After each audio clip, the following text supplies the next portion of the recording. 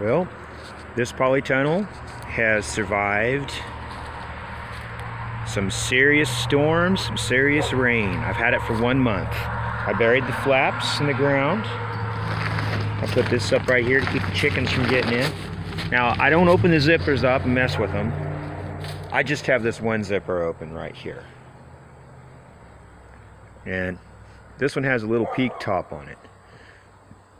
It's a 20-foot by 10-foot by maybe 7-foot. And I'm not really sure. But I get through this flap and step over here, and this is after 1 month how it looks. Now my eggplants, if I hold, that's the tall plants you see right here. If I had to put them in right away and I would have had this polytunnel in time, they would still be alive. But it got too cold. Anyway, after 1 month, you see all my lettuces are doing great, and it's been freezing every night outside. I got little shallots planted in here. They're all coming up finally. There is, you can barely see that, but they're starting to grow. The heat is good. I don't worry about ventilation. It's still cool enough. I've got a thermometer there hanging. But every one of these pots is just regular soil with compost in it that I made myself. The strawberries are coming back to life really well in here, which they would not be doing anything if they were outside. Some of them would even die. But they're getting new leaves. All the lettuce is growing. I just transplanted those in this. And I've got a little pot of water there so that if any animals get trapped in here, they can get some water, like frogs and stuff. So I got spinach, and it's starting to grow. You can see that's all spinach, and it's just a month old. But I'm really pleased. Everything's growing great. And I love this polytunnel because, to be totally honest, it's taken it. But what I've done is I've done very few things to make it work. I just buried the flaps on the ground, into the ground. I went on ahead and put this duct tape on this side next to the plastic, just in case, you know, it stops it from rubbing on the plastic, and also keeps this pole from getting too hot. It won't touch the plastic and hurt it. Now I'm definitely going to take this greenhouse cover off and fold it up and put it in the house when it's nice and dry, because there's no need to have it out here in the hot sun when it's warm when summer comes. But hopefully I can reuse this a long time. I know that plastic rots in sun, and I mean, the thing was less than 200 bucks, and I'm real proud that it was so cheap, because it's a good greenhouse. It's solid. I've not had any trouble with it in storms. I read all these reviews. It scared me from buying it for years, and I was about to spend all kinds of money, saving up all kinds of money, hoping that I could get a big greenhouse, but they were just way out of my league. Too expensive. A greenhouse this size would be just way too much. Thousands of dollars. So even if this thing only lasts me this year, I'm going to be happy because I only spent 200 bucks and I got all this use out of it. But I don't see why taking this cover off in a few months when it gets warm enough and putting it away isn't going to make this last forever. So here's my plan. All these things are growing beautifully. These are walking onions, and I've already started outside there and doing anything much. But in here, the walking onions, you can see I've been clipping them and eating all these chives. I don't think walking onions are good to eat. I don't like the taste of the bulbs as far as the bulbs go. I've heard people say they eat the bulbs. I don't see how. They're just full of parchment paper, and they're bad tasting, and they're tough. They're not a good onion for that. But for chives, they're the best tasting, most tender chives I've ever eaten. They can just, you don't even have to cut them with a knife. I mean, you just snap off so tenderly. You see that? You can just break them with your fingers apart, and they're gentle and tender, and they're very, very flavorful. But I've been eating these chives for greens, and just this greenhouse definitely keeps it a lot warmer, because at night when it's down to 28, 26 degrees, it's not even freezing in here.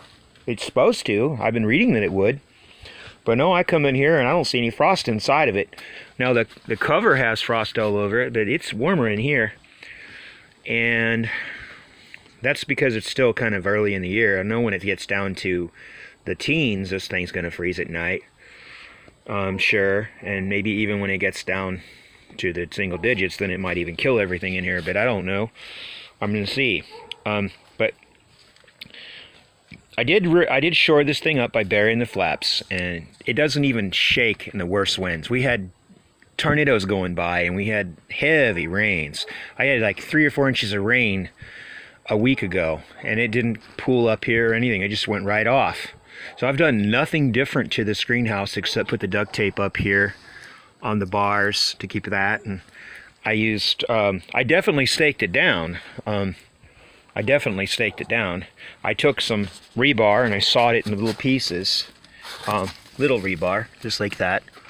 I hammered it down in all the corners I could, and then I used these cable ties that I got, someone sent me, and I put them in there. And long story on that, but you already know that. So I've got it staked down really well so it can't go anywhere. And yeah, a tornado will pick it up, but a tornado will pick my house up too, so what's the difference? But it's definitely windproof, it's proven that. And yeah, I'm going to take this cover off so it doesn't get destroyed by the sun. It'd be stupid to leave it out there in the summertime when I don't need it. And this is my plan. All these containers you see lined up, I'm able to keep all these containers. And see, these containers came from a friend who has cattle, and actually his brother, and he uses these for mineral tubs, and then they just throw them out and leave them, and they have to be burned eventually because they won't go away any other way. And in recycling these plastic containers costs way more fossil fuel to make another container out of it, and why would you want another when there's so much plastic already made in the process of making our fuel? It's a byproduct to blow off of the fuel manufacturing from crude oil. Anyway, so we got all this plastic that I'm reusing as containers, and they work great. And I'm going to take these and I'm going to grow tomatoes in them early in the year. So that's a lot of tomato plants. And then when the weather finally warms up to where I don't need this cover, then I'm going to remove the cover, and I'm going to already have the tomatoes tied to these rafters, and then they can grow along the rafters like a jungle. Now that's my plan. Tomatoes here with strings hanging down coming up. I'll have to trim the side shoots off to train them on a single branch, but I should be able to put 1 or 2 tomatoes in each one of these. And I'm going to grow the Burgess triple crops because that's what I've always grown. I like them. They're also known as Italian tree tomato or Italian climbing tomato. I don't know if they have any other names. They're sort of a brandy wine with a potato leaf type. But anyway, this is the greenhouse. This is the update. It's definitely getting greener. We'll be picking spinach soon. We'll be picking lettuce soon. We'll be picking beets soon. And I'm actually surprised how much better they're doing in here. The chickens can't get to them. It's another thing. They're protected. I've not had to ventilate at all in a month. Of course, that's normal. It's wintertime. And I haven't had any trouble with mold or anything. No issues whatsoever with bugs because, you know, it's winter. And even my horseradish is coming back. It's amazing how I see new shoots coming up, and it's just great. I just love it. So yeah, I definitely think that these polytunnels are certainly something great to have. I'm real happy with it, and I wish I would have got mine 10 years ago. But mine does have a peak top. Maybe that's one reason it isn't pooling water or causing any trouble. I do like it, and I've seen a lot of people have to put a bamboo pole up there to keep it from coming down on the ones that aren't peak tops, they say. But I've seen some reviews on this one that didn't make any sense, and they certainly were not true. I think a lot of people that build them, they are frustrating to build. I think a lot of people that try to build them gave up and couldn't get them to fit together properly and decided to say, hey, they got destroyed, get me my money back. Because, I mean, the thing's working great, and it's been through some major storms. Two really bad storms so far that knocked trees down, had tornadoes in the area. So yeah, it does good. I like it, and it's very warm in here. What I love about it is, yeah, you can take a polytunnel, low tunnel, and you can walk through it.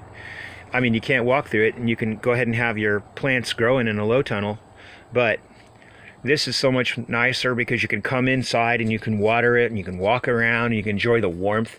It's like living in some country, like some state of Hawaii or something. It's like going down to a nice warm tropical climate just by stepping inside. It just feels so good in here right now, and it's so colder. It's already getting cold outside because it's getting to be evening, but it's still very warm in here.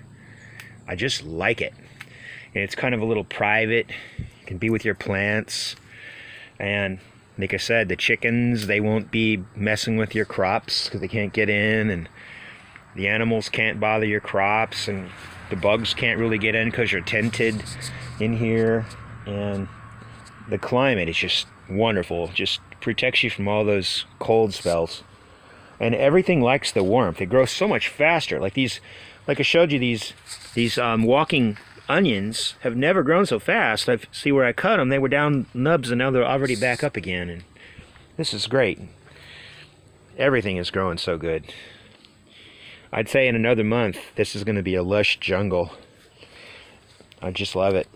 And then I think the tomatoes are really going to do well because where I live, the springs are very, very cold in the early May, and the tomatoes don't do anything much. But in here, they're going to just grow so rapidly from the heat that it makes. And then by the time I take this cover off, they'll be climbing all over the place and ready to produce, and then I can put the cover back on earlier and maybe save the tomatoes from dying of frost and be able to prolong my season. So I'm going to get a much earlier season if everything goes as planned, and bigger tomatoes and healthier tomatoes. And then when it gets too hot for them to stay in here, I'm just going to take this cover off and let them have strong sunlight and just be open. And they've already got a framework to climb on.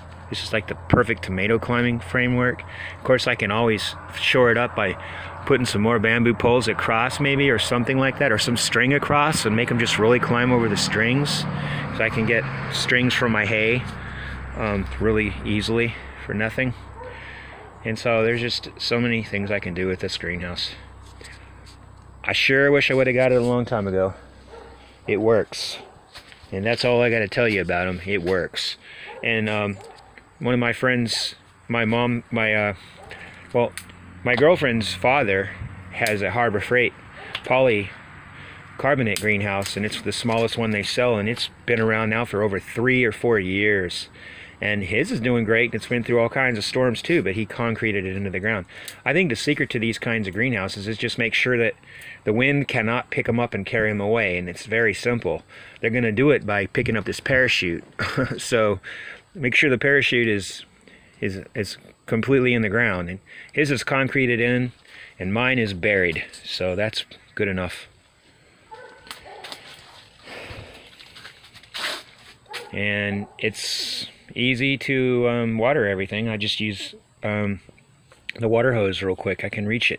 So if you build one, mine is facing east-west.